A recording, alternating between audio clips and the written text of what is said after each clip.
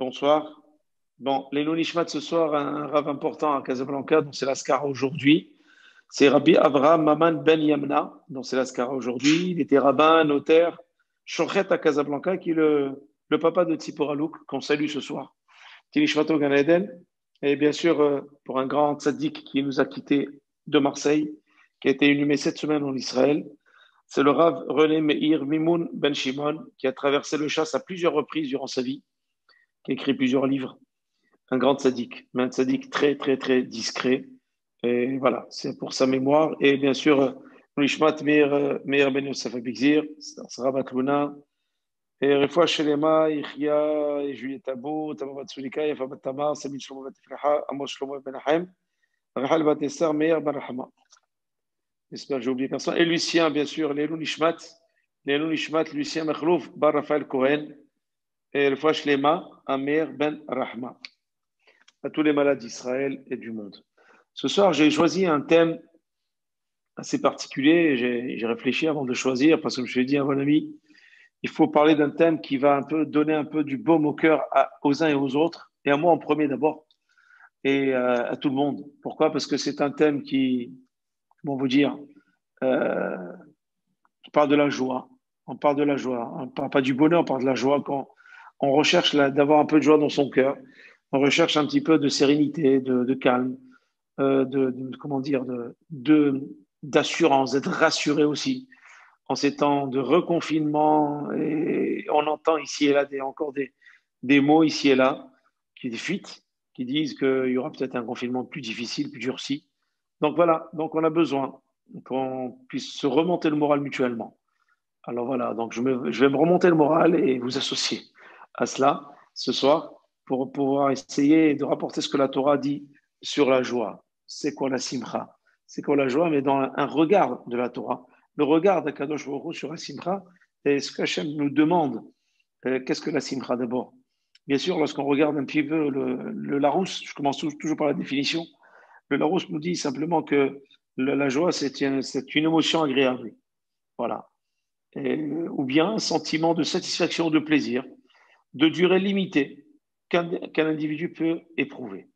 Alors déjà, lorsqu'on lit cela, on voit que finalement la joie, d'après le Larousse, qui est une définition non juive, qui n'est pas du tout une définition de la Torah, il y a un mot-clé dans cette définition qui dit que c'est une émotion, un sentiment agréable ou de satisfaction et de plaisir à durée limitée. Ça veut dire c'est factice, c'est éphémère. Alors que la simra qu'Hachem nous demande, c'est une simra qui est illimitée dans le temps. C'est une simra qui s'installe dans le cœur et qui ne doit jamais nous quitter. C'est cela dont il s'agit dans la Torah. Lorsqu'on dit dans le psaume, le matin, la tfila, après Baruch She'amar, il y a un mizmor qui s'appelle Mizmor Letoda, qui est très connu. C'est un mizmor de reconnaissance à Hachem, qui fait partie des Teilim. Juste avant les Yechevod, le matin, la tfila, il dit Ivdo et Hachem bisimcha, bo lefana birnana. Servez Hachem avec joie et venez vers lui avec jubilation. On voit que finalement, lorsqu'il s'agit de Avodat Hachem, il faut servir Hachem avec joie. Alors, bien sûr, l'Avodat Hachem, elle ne s'arrête jamais, puisque lorsqu'on respire, on boit, on mange, on dort, on se douche, on se balade, on travaille, on est à la synagogue, n'importe où, on est dans l'Avodat Hachem, on est dans le service divin. Il n'y a pas de temps mort dans un service divin. Il n'y a pas de récréation dans le service divin. Il n'y a pas de pause. On ne peut pas dire là, je prends des vacances du service divin, je reviens dans une semaine. Il n'y a pas ce genre de choses. Donc, de la même manière que cette avodat Hashem est permanente, la joie doit rester permanente. Et pour cela, il faut que je redéfinisse d'abord ce qu'est la joie que je recherche. Et aussi, qu'est-ce que je recherche? Et comment rechercher cette joie qu'Hachem veut de moi et que la Torah définit. Aujourd'hui, être joyeux, c'est faire la fête, certes. C'est, aujourd'hui, vous voyez, c'est faire du bruit, crier, s'amuser, boire. Ce que la société nous propose, c'est cela. Ou bien faire les fous, ou quelquefois, lorsqu'il arrive dans des cercles un peu plus débauchés, c'est se laisser aller dans la débauche. Ça s'appelle la joie. C'est un sentiment de plaisir, c'est un sentiment agréable, de satisfaction. On satisfait le matériel, le corps. Mais Akadosh Baruch Hu, l'Avdil, ben Atamé, la Tahor, pour différencier entre le saint et ce qui est impur, Hachem nous demande une joie qui soit véritablement une joie éternelle. Une joie qui nous permet justement de pouvoir survivre dans ce monde qui est rempli de lumière éphémère et tellement ancré dans les ténèbres spirituelles et des valeurs. C'est pour cela que le psaume nous dit « Ivdu et Hachem Sibra ». Il ne nous dit pas « Soyez simplement joyeux », il nous dit « Servez Hachem avec joie ». Il y a une nuance dans la phrase, une nuance subtile, mais une nuance présente. Ça veut dire Hachem ne demande pas le roi David, dans sa grande sagesse, lorsqu'il a écrit les psaumes, il a dit la joie ne vient pas seule. La joie, elle vient parce que tu sers à Kadosh Baruch. Et si la joie vient d'un autre domaine que le service divin, c'est pas la joie qu'Hachem te demande. C'est pas la joie qu'Akadosh Baruch te demande d'avoir en toi durant ta vie.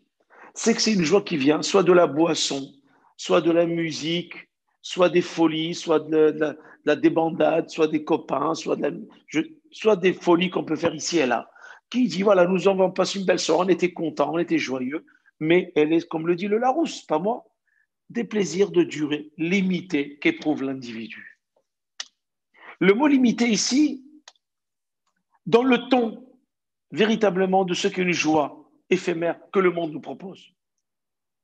C'est une joie limitée dans le temps qui nous laisse vivre l'avenir avec regret et remords. Par contre, la joie qu'Hachem nous demande, c'est un service. Ça veut dire que la joie, je ne la demande pas parce que c'est l'usage d'être joyeux. De temps en temps, le week-end, il faut être joyeux, sinon lundi, je ne serai pas en forme. C'est comme ça. Non. La joie, elle vient du service divin. Elle ne vient pas parce que c'est conforme à une norme de la société. C'est parce que je ne peux vivre ma Torah que si je suis joyeux. Et la joie me procure ce potentiel de pouvoir servir Hachem avec plus d'aisance et plus de satisfaction et surtout plus d'efficacité. Ça, on l'a déjà dit plusieurs fois. Voilà pourquoi j'ai commencé par la définition du Larousse. Je regarde un petit peu Wikipédia aussi. Ça a été pratiquement les mêmes. Wikipédia, c'est la poubelle des apprentissages. Il y a le vrai et le faux et le vrai. Voilà, qui nous propose que cela. Alors le matin, je voudrais rentrer un peu plus en profondeur, si vous me permettez. À partir de maintenant, on va rentrer dans l'analyse et on va rentrer un petit peu d'abord, qu'est-ce que dit la Torah? Qu'est-ce que être joyeux? Enfin, nous allons parler de notre Torah. Laissons tomber ce que la société nous propose, parce que ce qui nous attend au bout du chemin, c'est le regret, les remords et la honte. Alors, je voudrais maintenant... Non, quand je dis la honte, c'est positif. Pourquoi? Parce que lorsque je suis dans le regret, dans les remords et dans la honte, c'est que je suis dans un processus de teshuva. Parce que sinon, je ne ressentirai rien de cela. Donc, c'est quelque chose de positif que de ressentir ces effets-là. Maintenant, qu'est-ce que la joie ou qu'est-ce qu'être joyeux selon la Torah? Chers amis, il faut comprendre que dans la Torah, on peut décrire la joie comme un sentiment qu'éprouve l'homme ou de bien-être. Regardez la différence avec le Larousse, d'un bien-être intérieur et de satisfaction de sa condition à lui. Ça veut dire, moi, ma condition, elle est quoi? C'est pas ma condition dans ce monde. Quelles sont mes conditions dans ce monde? C'est Naase Venishma. C'est que j'ai une identité à faire briller à travers plusieurs lois, plusieurs interdits, plusieurs mitzvot assez, mitzvot lot assez. Ça veut dire que finalement, ce bien-être intérieur ne va me venir que par ce Ivdou et Hachem. Et si j'ai Ivdou et Hachem, j'ai Bessimra. Si j'ai pas Bessimra, je ne peux pas Ivdou et Hachem. C'est pour cela que la définition que nous donne la Torah, c'est que le bien-être intérieur, c'est la vraie joie que l'homme peut avoir. C'est-à-dire que je n'ai pas besoin de faire du bruit, je n'ai pas besoin de sonner, de faire des claquettes ou de mettre la musique à fond dans ma voiture pour dire « Regardez, je suis joyeux ». Pas besoin. Ou d'ouvrir le toit ouvrant, d'ouvrir toutes les fenêtres pour dire, regardez, la musique que j'ai mis dans ma voiture, qu'est-ce que je suis joyeux? Pas du tout. C'est pas cela. C'est un bien-être intérieur. C'est pas une joie, c'est un bien-être. Nuance. On parle de bien-être.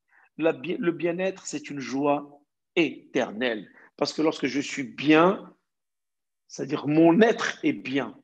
Donc je suis dans le bien-être. Et être, ça veut dire que j'existe. Être, c'est le verbe je suis. Je suis, ça veut dire je pense, comme le dirait un certain Descartes. Je pense donc je suis. Ça veut dire quoi? Ça veut dire que finalement, c'est pas comme les femmes de ménage, elles disent je pense donc je suis. Non, c'est Descartes qui dit je pense donc je suis. C'est bon, c'est petite note d'humour. Ça veut dire que finalement, lorsque je commence à penser à mon bien-être, qu'est-ce que va être ma vie? Alors j'ai besoin d'exister pour cela. Et pour exister, il faut que je sois dans le bien-être. Et le bien-être, c'est quoi? C'est la définition de la Torah qui nous dit, c'est quoi la joie? C'est un sentiment qu'éprouve l'homme de bien-être intérieur. C'est cela qui va me procurer justement le fait d'exister. Et ma raison d'exister. Et ma raison d'exister va me donner une raison de pouvoir accomplir l'esprit de la Torah. Maintenant, je voudrais revenir sur cette condition. Vous savez que cette définition que je viens de donner, elle comporte deux éléments, chers amis, deux éléments importants. Le premier élément que je vais développer en large ce soir.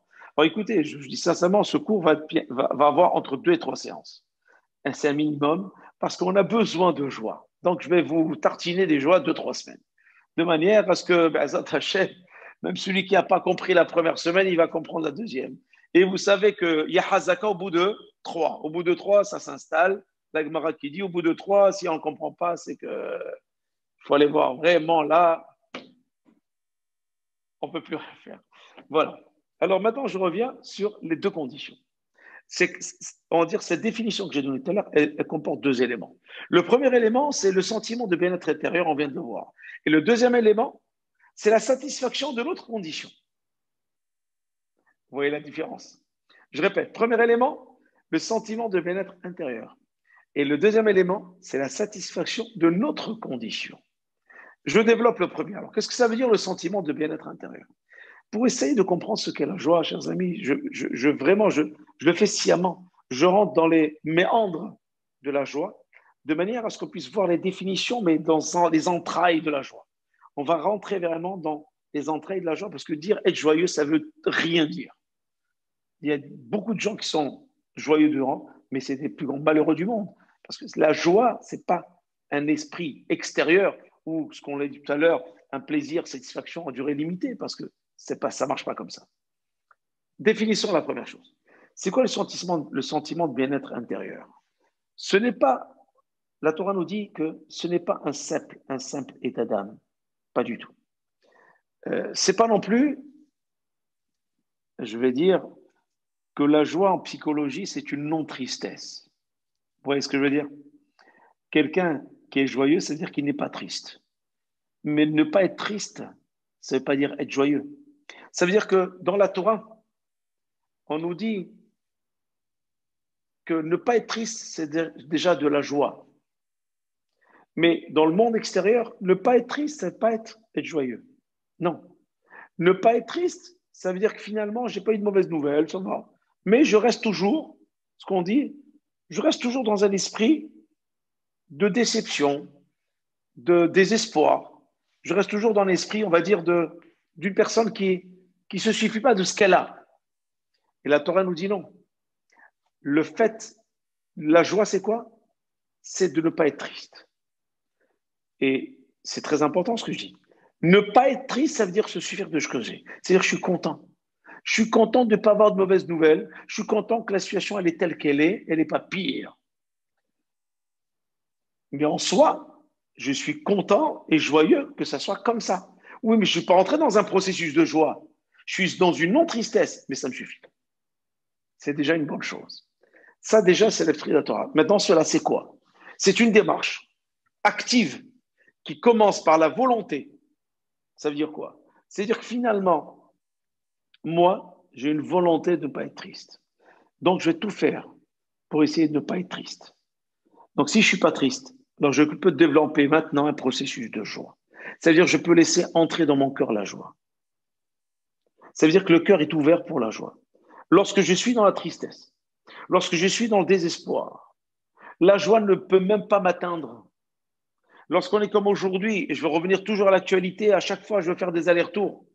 Lorsqu'aujourd'hui je sais, et malheureusement cette semaine encore plus que la semaine dernière, des gens qui aujourd'hui se disent je suis confiné, je suis enfermé encore.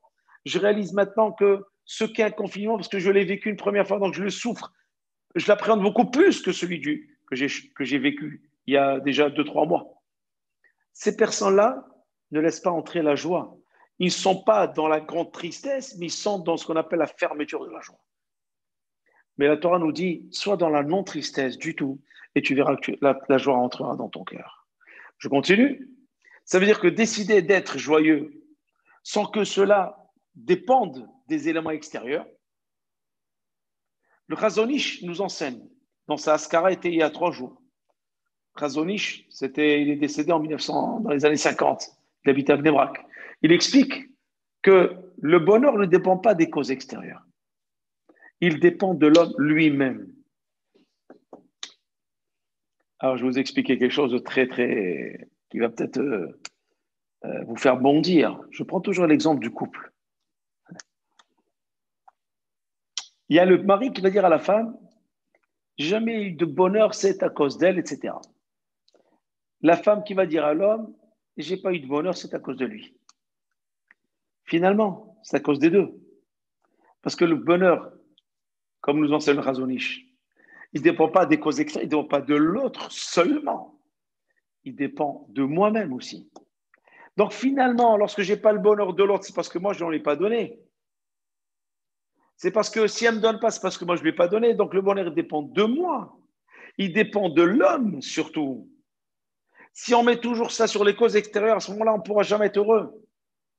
C'est cela, chers amis. Qu'est-ce qu'on dit? Je ne peux pas être heureux parce qu'il y a le Covid, parce qu'il y a le confinement, parce qu'il y a la ci, parce qu'il n'y a pas le travail, je ne peux plus, c'est le télétravail, je suis enfermé, il faut toujours l'autorisation, etc., etc.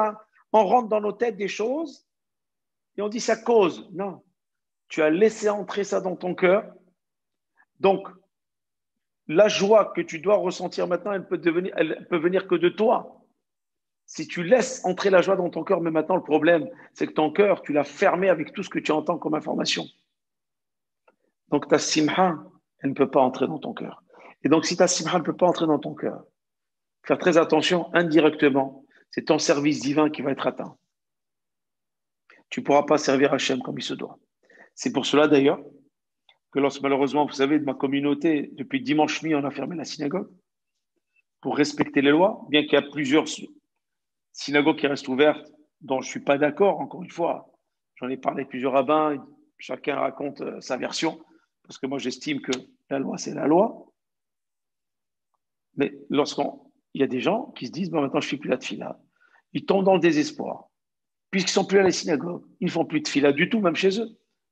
Donc pendant tout ce temps-là, la tristesse rentre, donc il n'y a plus de tefila, il n'y a plus de certaines mitzvot qu'on faisait lorsqu'on était dans un état normal, et malheureusement, le désespoir gagne du terrain et la tristesse s'installe. Et la tristesse, c'est ce qu'on dit, la joie est égale à la non-tristesse. Ça, c'est le Chazon-Ish qui l'explique. Il dit encore une fois, il dit que notre vie est marquée par quoi? Si on réfléchit bien. Notre vie, elle est marquée d'épreuves petites et grandes dans des domaines de l'éducation, de la santé, du travail.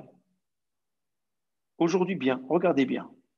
Ces 3 éléments que le Chazon-Ish nous révèle, qui ont été écrits il y a maintenant 60 ou 75 ans. Il nous dit que la vie, elle est marquée de petites et grandes épreuves. C'est ce que nous avons aujourd'hui. Et il y a 3 volets dans les épreuves que nous vivons aujourd'hui, qui ont été dits dans le livre du Chazon-Ish. La première, c'est la santé. C'est le sujet principal d'aujourd'hui. Deuxième, c'est le travail. On enferme les gens, ils ne peuvent pas aller travailler. Chômage technique, télétravail, pas télétravail. On a peur de ne pas toucher son salaire et compagnie, etc. Et enfin, troisièmement, l'éducation. On enferme les enfants à la maison, on est confiné avec eux. L'éducation n'est plus la même. Pourquoi? Parce qu'on est ensemble, H24. C'est exactement ça. Donc, les raisons qui justifieront notre tristesse et notre laisser-aller ne manqueront jamais. On aura toujours des prétextes. On aura toujours des choses à dire pour dire, voilà, je ne suis pas fait parce que si, je ne suis pas comme ça à cause de ci et à cause de cela. Mais il faut qu'on reste imperméable aux aléas de l'information. Si on veut vraiment être joyeux, il faut toujours être dans le service divin. Lorsqu'on est dans le service divin, on ne peut pas laisser rentrer la tristesse, ce n'est pas possible. Parce qu'on est dans la confiance, on est dans la Hirat Shamayim, on est dans la Emouna, on est dans ce qu'on appelle la proximité avec Hachem. Lorsqu'on est avec la proximité avec Hachem, on ne craint rien. Mais encore faut-il que notre proximité soit réelle. Encore faut-il que notre Emouna soit réelle. Et encore faut-il que notre Hirat Shamayim soit bien travaillé et bien articulé. Parce que tout le monde vous dit, moi j'ai la Emouna. Mais ils calent à la première épreuve, ils sont déjà dans le trou. Alors, elle est où la Emouna? C'est des paroles. 90% des gens parlent comme ça. Parce qu'ils ne savent pas ce qu'est la Emouna d'abord. Et pour Emouna, c'est avoir confiance en Hachem. Oui, mais avoir confiance en Dieu quand tout va bien. À la première épreuve, on tombe. Donc, il n'y a pas d'Emouna.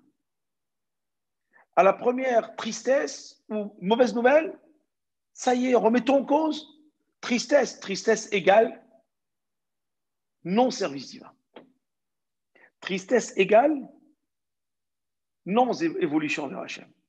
Éloignement d'Akadosh Baruch Hu. Parce que Hachem ne conçoit pas la tristesse, ni le désespoir, ni le découragement. Pourquoi? Parce que c'est un manque de volonté et un manque de confiance à Hachem. C'est pour cela que nous dit le Razonish. Il nous dit ne pas remettre la faute sur l'information, mais remettre la faute sur soi-même. Vous savez, je suis comme ça parce que si, parce que ça. Non. C'est parce que toi, tu as laissé entrer ce flux d'informations sur toi, et ce flux d'informations t'a fait oublier ta personne. Donc, ton être n'est plus bien, il n'y a plus de bien-être intérieur, donc tu t'éloignes d'Hachem. Donc, tu te laisses aller. Et le laisser aller, c'est contraire au service divin, au contraire à la avodat Hachem. Et bien sûr, qu'est-ce qu'Hachem attend de nous? Hachem attend de nous d'être satisfait dans toutes les situations. Il attend qu'on soit satisfait dans toutes les situations. Il attend qu'on le serve avec joie, quelle que soit notre disposition du moment, quelle que soit notre épreuve du moment. C'est ça la Emouna. La Emouna, c'est quels que soient les événements, je suis dans l'évolution permanente qui ne s'arrête jamais vers Hachem. Quelles que soient les vicissitudes de la vie, quels que soient les problèmes des uns et des autres, quelles que soient les épreuves, je n'en demande pas, mais quelles que soient les épreuves, rien ne m'arrête. Si je m'arrête un jour, ou je m'arrête une demi-journée en me disant, ça y est, comment je vais m'en sortir, qu'est-ce qui se passe, et ça va être difficile, et comment je fais. Certes, il faut prendre des décisions, certes, on est humain, mais lorsque ça rentre dans son cœur, j'ai bien dit quand ça rentre dans son cœur, alors c'est de la tristesse. Et la joie d'Hachem, c'est la non-tristesse. Voilà pourquoi, pour définir maintenant, j'ai bien défini, j'espère avoir été clair, ce que c'était le sentiment du bien-être intérieur. Le sentiment du bien-être intérieur, c'est d'être imperméable aux informations qui pleuvent, qui nous inondent aujourd'hui. Je vous dirais même qu'il est préférable de ne pas écouter les informations ou écouter simplement d'une oreille rapide pour être au courant de ce qui se passe dans ce monde et aussitôt nous remettre au service d'Hachem. Parce qu'il y a des gens qui sont cloués à CNews, BFM, et I24 et I504 et ce que vous voulez. Et ce sont des gens en boucle, tombent dans le désespoir. Et ensuite, chers amis, leur discussion tourne qu'autour de ce sujet. Et sans le ressentir et le savoir, ils sont en train de s'écrouler. Parce que ce qu'on dit, on le vit, on l'entend et on le sent. C'est pour ça que j'ai dit il y a quelque temps, parle positif, tu vivras bien. Parle mal, tu vivras mal. Et on ne parle que de cela. C'est pour cela que le bien-être intérieur passe par quoi? Pour être imperméable. Et pour cela, il faut qu'on soit dans la Emouna et dans la Hira d'Akadosh Baruch Hu. C'est très important. Et ça, c'est ce travail. Et je suis fier et heureux que notre groupe à nous ne s'est jamais arrêté depuis le mois de mars. Pourquoi? Parce que ça montre que Naïrat Shamaïm, elle doit jamais s'arrêter. C'est pas parce que ça va bien qu'on s'arrête. Pourquoi? Parce que lorsqu'on s'arrête, on se décourage, on oublie, on terminait. Imaginons si on avait arrêté, peut-être que 4 ou 5 personnes n'auraient plus jamais entendu des Dvar Torah.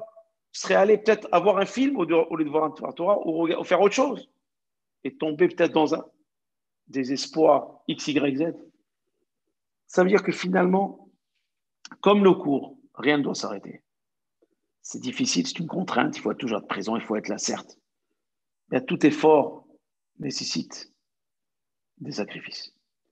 Sacrifices dans le sens positif. C'est ça l'effort. Et pour cela, Kadosh nous dit, tu veux vraiment avoir le bien-être, fais l'effort d'avoir confiance en moi. Fais l'effort de laisser tout cela en dehors de toi. Tu écoutes des informations, certes, de temps en temps, parce que tu vis dans ce monde, tu dois être au courant de ce qui se passe. Tu dois savoir comment discuter avec tes amis, certes. Tu ne dois pas être un extraterrestre qui arrive, qui est au courant de rien, certes. Mais n'oublie pas que avant toute chose, c'est il doit être Hachem Bessibra. La deuxième notion dont on a parlé, c'est la satisfaction de notre condition. Ça revient un peu à un cours qu'on a fait il y a quelque temps, se suffire de ce que l'on a. Ezo Achir Asameh Bechelko, certes. Mais là, on ne va pas rentrer dans le système financier ou Parnassa. On va avoir un autre regard sur ce verset, sur ce texte, sur cette Mishnah de Avot. On dit que, je prends un exemple, observez un bébé. Je rentre maintenant, c'est le psychologue qui parle. Observez un bébé. D'accord? À votre avis, pourquoi est-il toujours joyeux, le bébé? Nous, on est rognon, ronchonneux du matin au soir. On est tendu, etc. Tout le temps, voilà. J'appelle ça le visage froissé. Le brouillon. Le brouillon, en général, qu'est-ce qu'on en fait? On le jette. Celui qui a celui qui a un visage brouillon, parce qu'il est toujours rognonneux, en général, on le jette de son cercle. N'est-ce pas? Voilà. Ici, on pose la question psy, et la Gemara pose la question aussi, pourquoi les enfants, le bébé, est-il toujours joyeux? Alors que l'adulte, il se plaint du matin au soir, du soir au matin.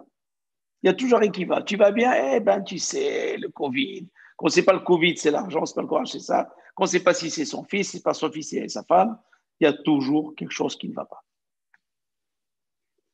Pourquoi? Pourquoi le bébé est toujours joyeux? Il faut apprendre énormément du bébé et de l'enfant. On ne verra, par exemple, jamais un bébé se demander si le biberon du voisin il est meilleur que le sien. Il ne va pas piquer le bébé, le biberon du copain.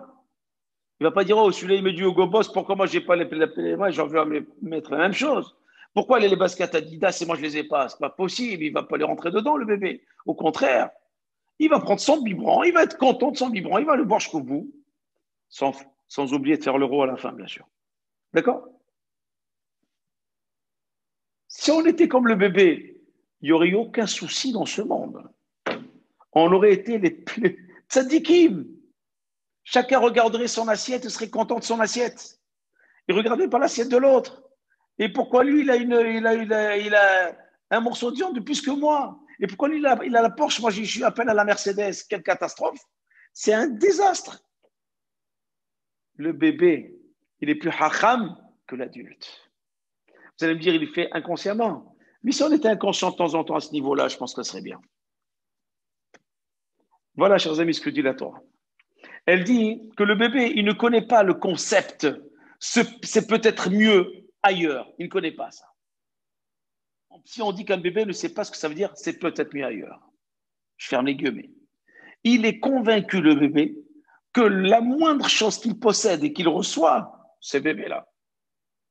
Et la chose la plus importante et la plus parfaite du monde, dites ça à quelqu'un d'adulte. Chaque fois, il va regarder chez l'autre quelque chose de mieux. Voilà. Il va dire, il veut l'acheter. Regardez, ceux qui ont un iPhone 11, ils veulent le 13. Ceux qui veulent le 13, ils veulent le 500, 500, 600, 700, 800. Jusqu'à qu'il va arriver sur la Lune. Et après, il n'aura pas besoin de téléphoner. Il sera déjà sur la Lune. Voilà. C'est incroyable. On veut toujours plus. Pourquoi? Parce qu'on a vu chez l'autre. On a vu chez l'autre. Il en a parlé. Il a vu la publicité. Il a vu les trucs. Il veut voir. C'est la mode. Chers amis, le bébé n'est pas comme ça. Ce sentiment chez le bébé lui donne sa satisfaction. Il lui donne sa joie. Il est sameah. Il est simha. Le bébé, lorsqu'il a bien mangé, la couche, elle est bien propre, il est le plus heureux du monde. Et si on peut lui rajouter des câlins du père et de la mère et du frère et de la sœur et du papy et de la mamie et de la tata et du tonton, hein, alors là, il est... Je ne vous dis pas où il est. Nous, ce n'est pas le cas. Il est joyeux, il est heureux, il est content. Et vous croyez qu'il en est de même pour l'adulte? Il dit que l'homme qui se sent bien dans la situation où il se trouve, il veut toujours plus. Lorsqu'il se sent bien, le fait de se sentir bien lui fait ressentir une certaine lassitude de se sentir bien. Écoutez bien ce que je vous dis. L'homme qui est bien, il se lasse d'être bien. Pourquoi? Parce qu'il voit toujours à côté ce qu'il y a de meilleur. Et puis, lorsqu'il voit ce qu'il y a de meilleur, il veut l'atteindre. Donc, le bien qu'il vit aujourd'hui est devenu quelque chose de triste. Donc, il veut encore mieux. Mais par contre, celui qui a Yirat Shamayim, celui qui a la confiance en Hachem et qui se dit maintenant je suis bien, il est joyeux. Il est comme le bébé, il est joyeux. Il ne voit pas à côté, il est bien, ça y est. Il a ce qu'on appelle le bien-être. Il ne restera pas, il ne va pas retourner vers son passé, vers le passé. Il ne craindra pas le futur. Il n'enviera pas les autres. C'est pour ça que lorsqu'on parle d'un bébé, on se dit, mais le bébé, il comprend rien. Au contraire, il entend tout, il comprend tout. Il retient ce qu'on dit. La preuve, c'est même une maman d'un Tana de la Mishnah. Elle a dit, je voudrais que mon fils apprenne toute la Torah. Elle a dit, oui, mais elle est rentrée dans le Beth Midrash. Elle s'est assise dans l'endroit des femmes. Elle était dans un collège, elle écoutait les gens qui étudiaient la Gemara à voix haute. Alors, ils sont venus la voir, madame, qu'est-ce que vous faites là? C'est au temps de la Mishnah, il y a, au temps du deuxième temple, destruction du premier temple. Elle a dit, madame, ce que vous faites là, il fait froid, ce que vous faites là. En plus, qu'est-ce qui vous arrive? Vous êtes enceinte en plus, qu'est-ce que vous faites là? Rentrez chez vous. Elle a dit, non, non, non, je voudrais que mon fils, il apprenne la Torah. Elle a dit, oui, mais il est où votre fils? Elle a dit, il est dans mon ventre. Il est dans mon ventre. Il est là. Mais je lui dis, oui, la Torah, elle commence déjà à l'intérieur. Il entend tout, il comprend tout. Parce que je voudrais que Shane Shama soit abreuvé de Torah, parce que lorsqu'il arrivera au monde, il aura toutes les bonnes dispositions pour y arriver. Il aura cette simha, il aura cette Shamaim, il sera déjà imprégné de tout cela. Il ira à l'essentiel directement. Il ne passera pas par la case des envieurs et de ceux qui veulent ça, et je veux ci, la tristesse et le découragement. Direct à la simha, à Avodat Hashem, direct. Et c'est ce qui s'est passé. Elle a accouché d'un enfant qui va devenir Tana de la Mishnah, un rédacteur de la Mishnah. C'est vous dire qu'un bébé est très intelligent, même avant qu'il naisse. Alors, puis il faut 13 ans, lorsqu'il arrive. Ce qui veut dire que nous, on a beaucoup à apprendre du petit, de sa gentillesse, de sa joie, de pleurer que lorsqu'il a besoin de quelque chose. On dit, mais il pleure pour rien. Non, c'est toi qui es un hamar, tu comprends rien. Tu sais pas pourquoi il pleure. Tu n'as pas compris pourquoi il pleure. Mais toi, ça te dérange, donc si il pleure pour rien. Il pleure pour quelque chose. Par contre, toi, tu pleures pour rien toute ta vie. Tu te plains du matin au soir pour rien, parce que tu n'as pas confiance en Hachem. Tu as tout, mais tu veux encore plus que tout. Voilà, chers amis, à quoi il faut penser si on veut vraiment être dans une joie intense et bien-être intérieur. Il faut bien réfléchir à cette notion de satisfaction de notre condition. Alors maintenant, on va vers une question qui est assez intéressante, qui dit pourquoi est-ce important d'être joyeux? Pourquoi? La joie, très bien, mais je peux servir Hachem avec toute ma confiance sans être joyeux. J'ai pas envie d'être joyeux. Ce matin, je me suis levé du mauvais pied. J'ai pas envie d'être joyeux. Ne me forcez pas. Je vais mettre les tefilines, je vais faire la prière, je vais tout faire. Mais j'ai pas envie d'être joyeux. J'ai pas envie. Pourquoi c'est important? Et pourtant, c'est une mitzvah d'être joyeux. Il y a d'autres qui posent la question contraire. Ils disent pourquoi Hachem a ordonné qu'on soit joyeux? Il est évident qu'on est joyeux, on doit être joyeux parce que c'est dans notre intérêt. Pourquoi c'est un ordre? Un ordre, c'est quand on n'a pas envie de faire quelque chose, on donne un ordre. Mais la joie, qui n'a pas envie d'être joyeux? Qui? Alors pourquoi ça rentre dans un statut de mitzvah qui veut dire un ordre? Il y a beaucoup de questions ce soir. Hein. Je vais essayer de donner un élément de réponse, des éléments de réponse à pourquoi c'est important. Vous savez que la joie, c'est le meilleur outil, chers amis, pour combattre le Yetzer Hara. Le meilleur outil pour combattre le Yetzer Hara, c'est la joie. Si on veut combattre le Yetzer Hara d'une manière efficace, notre mauvais penchant qui nous dit, qui parle, c'est nous le mauvais penchant, hein, qui dans notre tête, cette voix qui dit, mais c'est pas grave, va, la tefila, demain tu la feras. Aujourd'hui, va dormir, mange pas cachère, c'est trop loin pour le cachère, voilà, c'est pas grave. 2-3 jours non cachère, après tu mangeras, etc. Toutes ces voix-là qui nous banalisent la Avera pour qu'on puisse la faire avec beaucoup de facilité, c'est la joie qui nous évite cela. Pourquoi? Parce que le mauvais penchant, qu'est-ce qu'il utilise? Et ça, il faut vraiment qu'on le comprenne. Il utilise la tristesse et le découragement pour nous faire fauter. Deux notions, tristesse, découragement. Ça veut dire que le Yetzer Hara, s'il n'a pas de tristesse, de découragement de ma part, il ne peut pas me faire tomber. Pourquoi? Parce que je ne suis pas faible. Je suis faible quand je suis triste et découragé. Là, oui. Et c'est pour cela que c'est la simha qui nous donne la force de combattre ces pensées négatives. Ça veut dire, on te dit, très bien, j'ai besoin d'être joyeux pour pouvoir servir Hachem, mais on me dit aussi que le fait d'être découragé et être triste, ça me fait fauter. Donc, ce qui veut dire, si je relie les deux choses, ça veut dire quoi?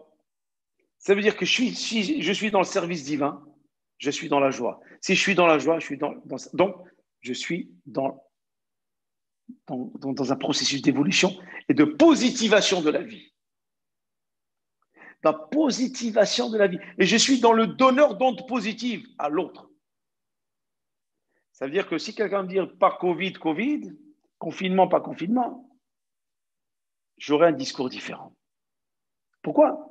Parce que j'aurai une perception de ce qui se passe différente par rapport à la joie que j'ai de service à Hachem, parce que le service divin me donne des forces pour voir les choses autrement.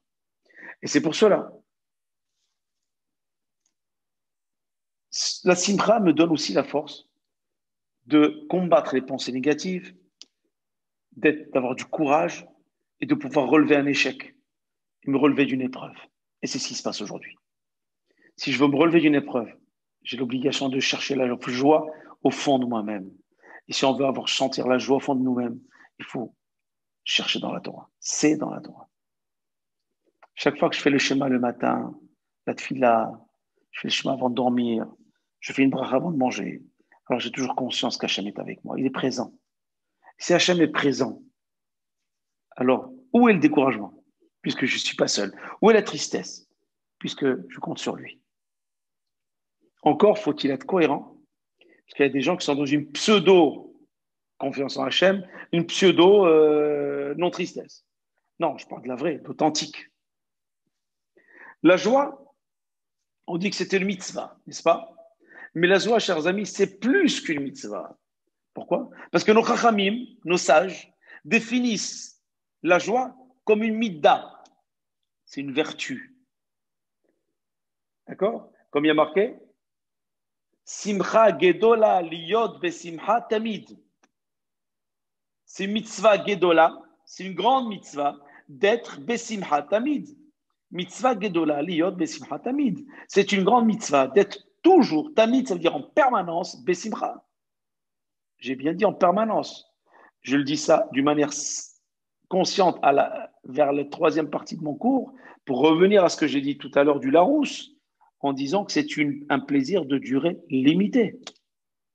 Alors que la Torah, c'est tamid, permanent.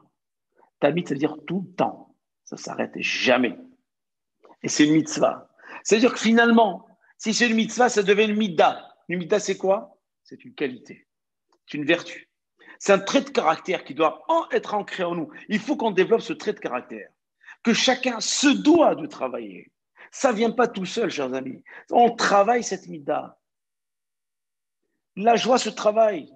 Moi, je suis en train de vous dire des choses. Vous pensez que c'est abstrait? Non, ce n'est pas abstrait. Je le dis. Pourquoi? Parce que la joie se travaille au jour le jour. C'est un effort permanent qui nous permet, justement, au fur et à mesure que j'évolue dans la joie, dans la simha, j'annule une part de découragement, une part de tristesse tous les jours. Et donc, mon regard change tous les jours. Et donc, dès que mon ami va me téléphoner, alors qu'il me téléphone tous les matins, ou ma mère, ou mon père, ou ma femme, ou mon mari qui m'appelle, qui m'écoute tous les jours, ben, demain, mon discours sera différent de celui d'aujourd'hui. Il sera un peu plus positif. Pourquoi? Parce que j'ai travaillé ma simha. Parce que Hachem m'a demandé, c'est une mitzvah, c'est un ordre. Pourquoi? Parce qu'Hachem me veut du bien. Je te demande, c'est un ordre d'être joyeux, alors que jamais on ordonne quelqu'un de faire quelque chose qu'il aime. Quelque chose qu'il aime, il le fait, il n'a pas besoin d'ordre. Pourquoi c'est un ordre? Parce que c'est dur de travailler la joie. Ce n'est pas la joie que la société nous propose, ce n'est pas celle-là dont il s'agit. Pas du tout. La preuve, c'est regarder. Hachem les a tous confinés, enfermés, il n'y a plus rien. Et d'un coup, ils sont tous découragés, désespérés. Malheureusement, même dans la communauté juive, combien de personnes je reçois, je parle, je discute, je remonte mes étudiants, leurs parents. C'est terrible. Pourquoi? Parce qu'ils ne travaillent pas la joie. Ils ne travaillent pas Yirat Shamayim. Parce qu'ils pensent que la joie elle vient de l'extérieur. La joie elle doit venir des lumières et des magasins ouverts. Quand c'est fermé, c'est fini. C'est mort. Je suis mort. C'est plus rien. Il n'y a plus de loisirs. Il n'y a plus de cinéma. Catastrophique. C'est plus possible de vivre. Euro Disney fermé. Tragédie. Je vous donne des exemples un peu humoristiques. Mais pour certains, c'est des connecteurs de tristesse. Nous, on n'a pas tout cela. Enfin, nous, il faut qu'on y arrive aussi. Hein. C'est un travail. Enfin, moi, je le travaille le premier en tout cas. Hein. Je n'ai pas la prétention de demander où vous en êtes, mais moi, j'y travaille. C'est très dur. Très, très dur. On flanche, on monte, on flanche, on monte, on flanche, on monte. C'est ça. L'homme, il est comme ça. C'est comme le cœur. S'il n'est pas comme ça, c'est qu'il est plus de ce monde. Ça veut dire que lorsque je veux vraiment me mettre en situation de joie, il faut que je comprenne qu'Hachem m'a ordonné cela parce qu'il sait que c'est bon pour moi. Et pour cela, je dois me rapprocher de lui. Voilà pourquoi c'est une midda, c'est une vertu. Midda, tova, c'est une vertu qui nous permet d'être heureux et d'appréhender la vie autrement. Elle doit faire partie intégrante, cette simha, de notre spiritualité, j'ai bien dit, de notre spiritualité et de notre quotidien. Spiritualité, ça veut dire dans la Torah. Quotidien, ça veut dire la vie de tous les jours.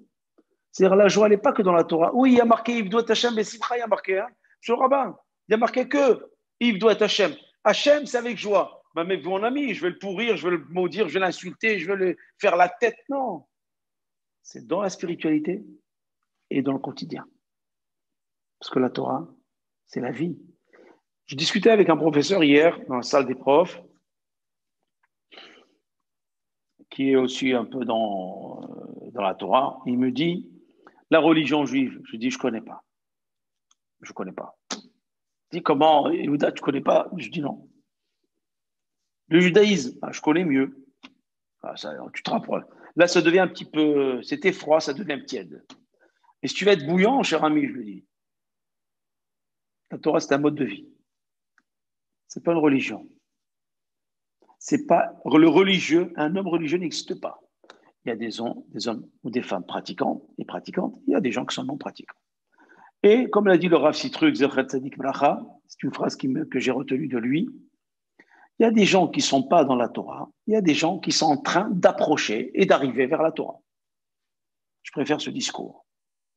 Ça veut dire que finalement, Lorsqu'on est dans un système où on se dit, la Torah, c'est mon mode de vie, c'est ma vie, c'est mon oxygène. Donc, je ne peux pas être joyeux dans la Torah et être triste avec les gens. C'est pas possible. C'est ma vie. Comme c'est pas une religion, c'est un mode de vie. Vous voyez pourquoi je vous en ai parlé, c'est que la religion ne me plaît pas. C'est le mode de vie qui me plaît. Parce que religion, ça veut dire que je suis que dans la Torah parfait. Lorsque je sors de la Torah, je suis un débauché. C'est comme quelqu'un, un mécanicien. Il fait de la mécanique, il est mécanicien. Religion, je suis religieux. C'est-à-dire c'est un job. Une fois que je ferme le magasin de mécanique, je peux faire autre chose. Oui, je suis quelqu'un d'autre. J'ai le droit. La Torah, non. C'est pas parce que tu sors de la Torah que tu peux être quelqu'un d'autre, parce que tu ne peux pas sortir de la Torah. C'est impossible. C'est ta vie. C'est comme quelqu'un qui dit, je vais essayer de enlever mon âme, je vais vivre sans. C'est pas possible. Tu n'as pas le choix, c'est comme ça. Voilà pourquoi la joie, elle doit s'inscrire dans notre quotidien et dans notre spiritualité. Alors maintenant, il y a une autre question qui se pose. Très bien, c'est bien beau ce discours, vous allez me dire. C'est pas mal, je fais des questions-réponses, c'est plus facile. Hein? Une question qui se pose.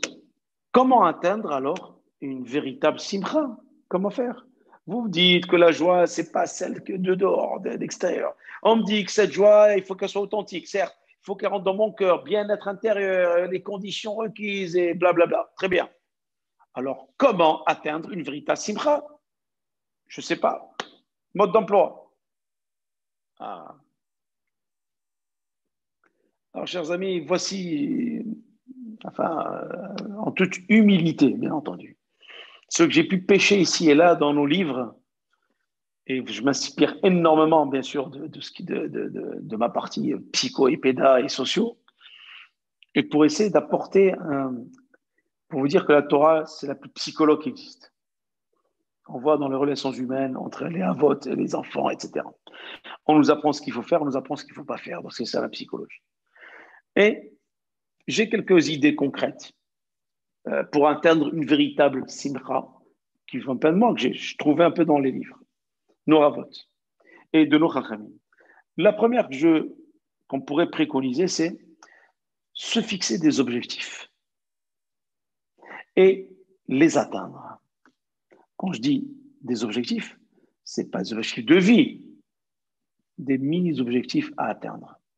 Ça veut dire, notre journée, elle est remplie de petites tâches. Excusez-moi, je vais rentrer un peu plus en psycho, formation de psy, d'accord? Nos journées, elle est remplie de petites tâches, on est d'accord? Que nous faisons de façon mécanique, routinière, etc. Ces actions, elles font toujours partie d'un objectif plus grand. Ce qu'on appelle, il y a des objectifs spécifiques, il y a ce qu'on appelle un objectif général.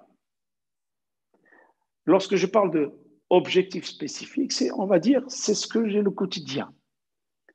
Mais mon objectif général, c'est d'atteindre la Kedusha. Les spécifiques, c'est lorsque je fais mitzvah après mitzvah du quotidien de la journée.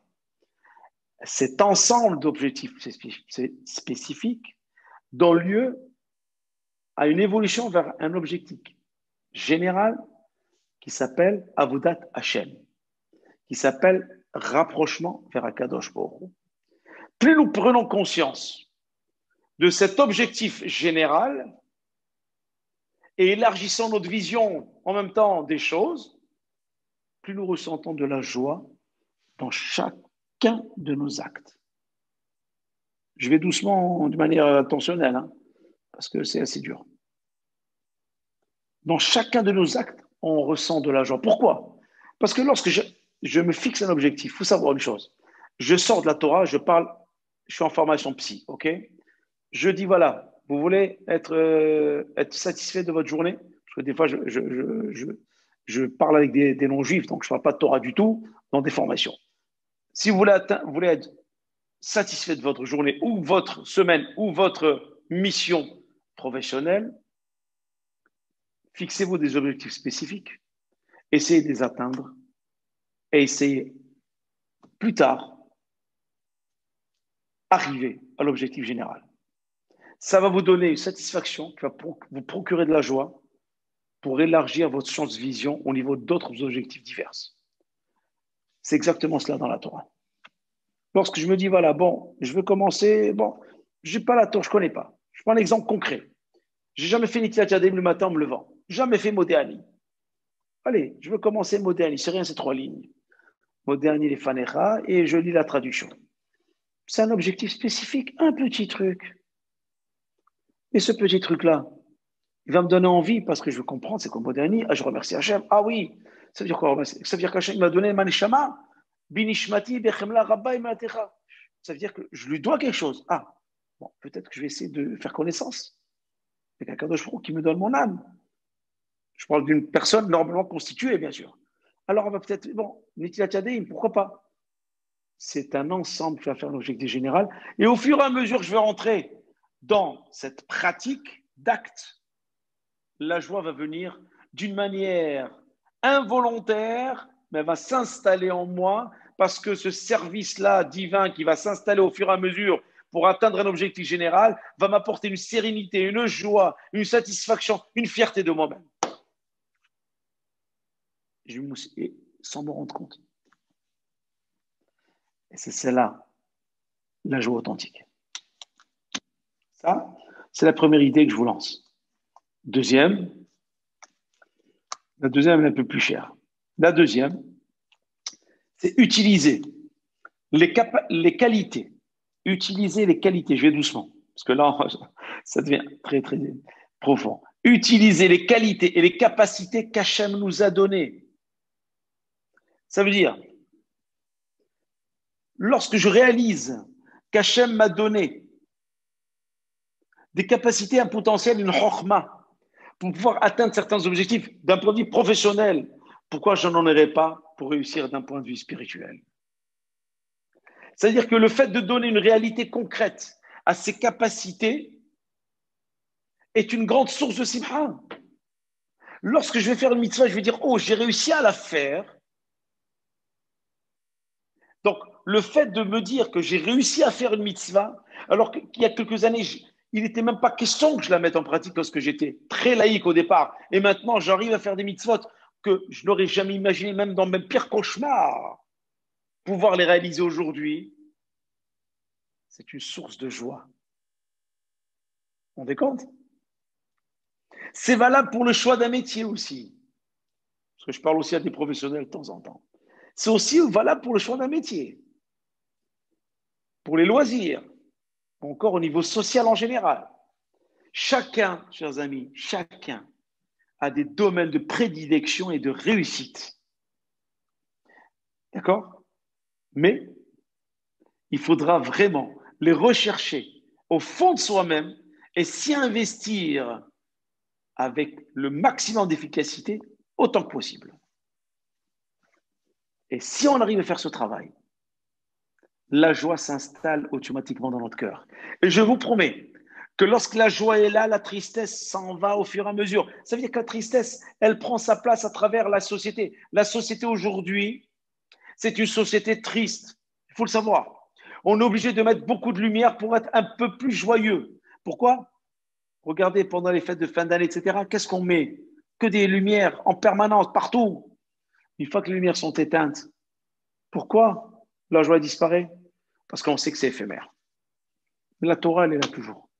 La Torah, c'est une lumière permanente. Elle nous laisse cette sérénité permanente. Parce que le fait de prendre conscience des capacités qu'on a, d'une mitzvah qu'on n'a jamais fait avant, mais j'ai réussi à la faire, puis ça réalisé. Moi, combien de personnes à qui j'ai parlé aujourd'hui font des mitzvot? J'ai sollicité. Jamais moi-même j'aurais cru qu'ils l'auraient fait. Mais aujourd'hui, non seulement ils font cette mitzvah, mais elles en font beaucoup plus. Elles sont tellement heureuses aujourd'hui de dire, vous vous rendez compte, jamais j'aurais pensé que j'aurais fait une demi-mitzvah. Maintenant, aujourd'hui, j'étudie, je me suis marié, mes enfants, je leur enseigne la Torah, je suis dans les mitzvot au quotidien avec mon épouse, toute la famille. Ça veut dire quoi? C'est-à-dire que lorsqu'on réalise qu'on a le potentiel et qu'on a véritablement, on recherche nos qualités, elles sont là, mais on ne les recherche pas. Mais si on les trouve, la joie, elle est là. On a trouvé la joie en nous. La joie est à l'intérieur de nous-mêmes. Mais simplement, on ne la laisse pas s'exprimer parce que nos capacités, on les laisse en sourdine. On préfère la facilité. Il est 22h29 et j'ai encore beaucoup de choses à vous dire, n'est-ce pas? Alors, je vais encore vous donner un troisième. J'en ai encore d'autres à vous donner. Si vous permettez, je continuerai la semaine prochaine. Mais maintenant, je vous donnerai encore une dernière idée. J'en ai d'autres encore que j'ai recherchées. Le troisième que je vous propose, si vous voulez être joyeux, il faut réjouir les autres.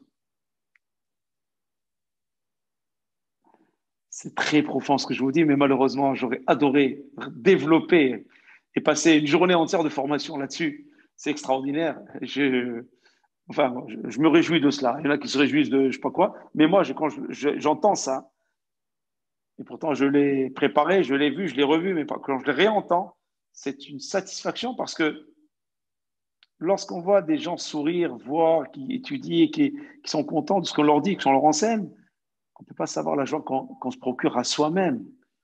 On n'est pas heureux que pour l'autre, on est joyeux de soi-même. Alors réjouir les autres, cela peut paraître contradictoire, parce que je réjouis l'autre. Et pourtant, réjouir les autres nous rend joyeux. Il existe plusieurs façons d'apporter le bonheur aux autres. Il y a des mots gentils, on choisit ces mots. Il y a les compliments. Ne pas être avare de compliments. Et je dis non, je vais pas le faire. Oh non, si je fais trop de compliments, il va se prendre la tête. Je prends l'exemple du couple encore. Je ne sais pas pourquoi je reviens au couple. Il y a des gens qui disent, dis à ta femme qu'elle est jolie, dis à ta femme qu'elle est belle, dis à ta femme qu'elle a mis une belle tenue, dis à ta femme qu'elle a fait une belle table, que son plat est très bon, dis à ton mari que c'est les meilleurs. Ah non, si je lui dis trop, après...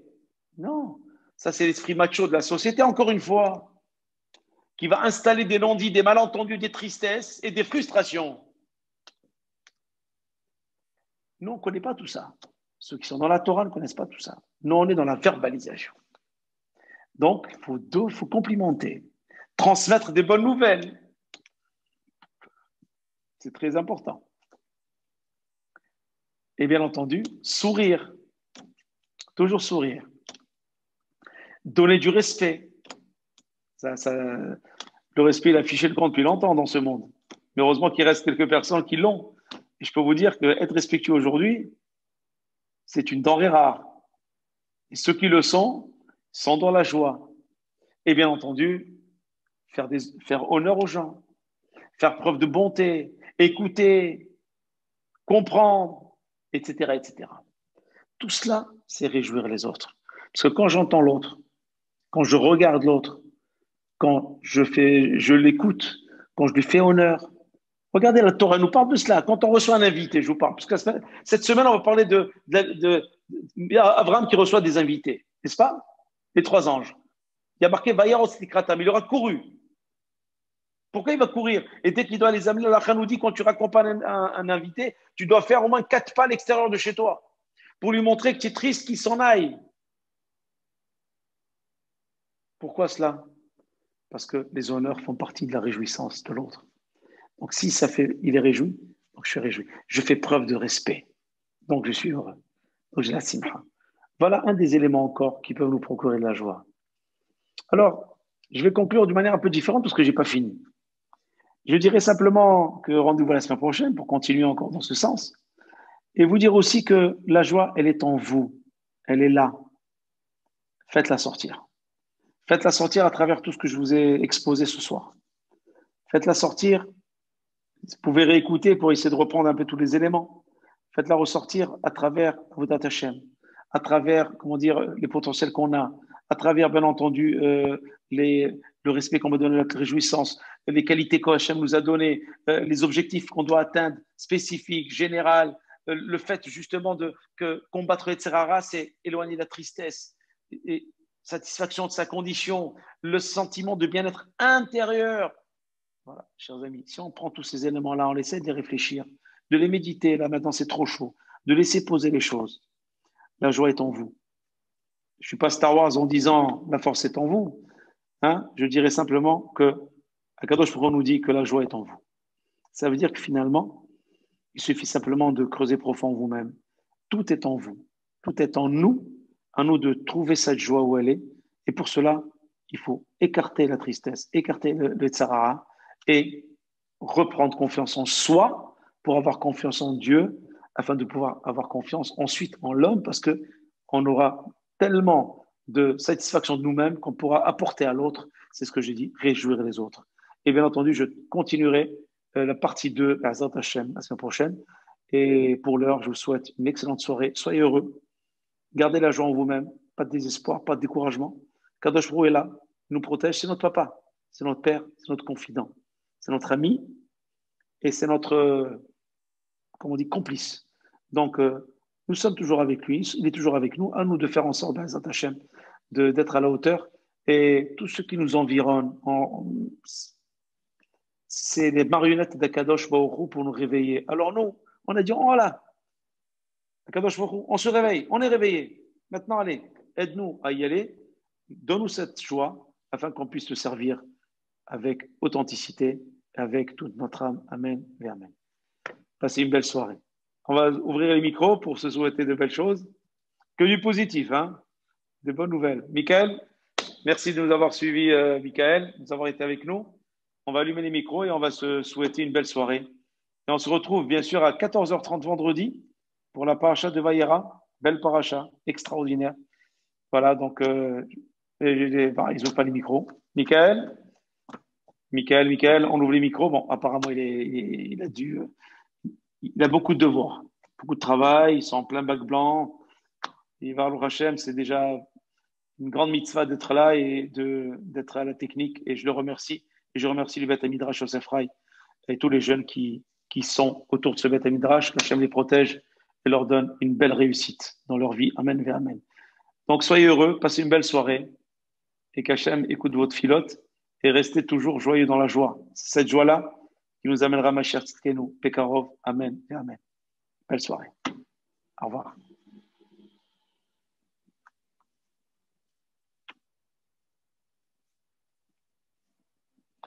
Très heureux ce soir, on est très nombreux grâce à Dieu.